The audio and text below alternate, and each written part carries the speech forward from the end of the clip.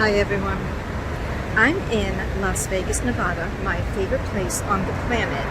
And I remember one time when I was a little girl, one of my parents' friends said to my mother, "Hey, I'm going out to Vegas and I'm going to hit it big." And I remember my mother saying, "Listen, you need to be really careful because just about everyone who goes to Vegas dreams about hitting it big or plans on hitting it big, but most people don't. And that's why Vegas has lights." I never forgot that. And one of the things, another way you could say it, is that my mother's friend was looking for a silver bullet. Well, in our industry, oftentimes I think that organizations are looking for a silver bullet. In other words, a quick way to achieve the reliability that they want. But really, to achieve good reliability takes some work, and it could be employing more than one process. But too often in our industry, organizations will maybe buy an expensive software program or an expensive piece of condition monitoring equipment and expect that to solve all the problems.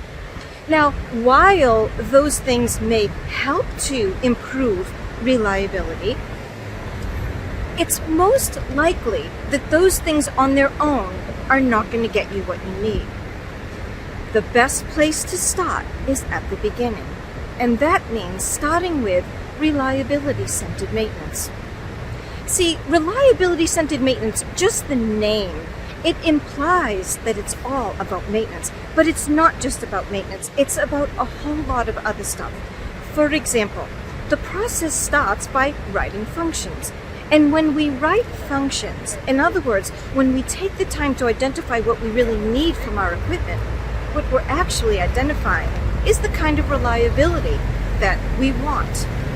From there, we can identify what would cause us not to get it. And then, with reliability-centered maintenance, we figure out how to manage each of those failure modes. And that could be by proactive maintenance or any number of other actions, like maybe augmenting a training program or beefing up an operating procedure or removing an operating procedure that was actually the wrong one. So there you have it. When it comes to equipment reliability, there isn't a silver bullet, unless of course you want to move to Fantasyland. And one of the best places to start is with reliability-centered maintenance.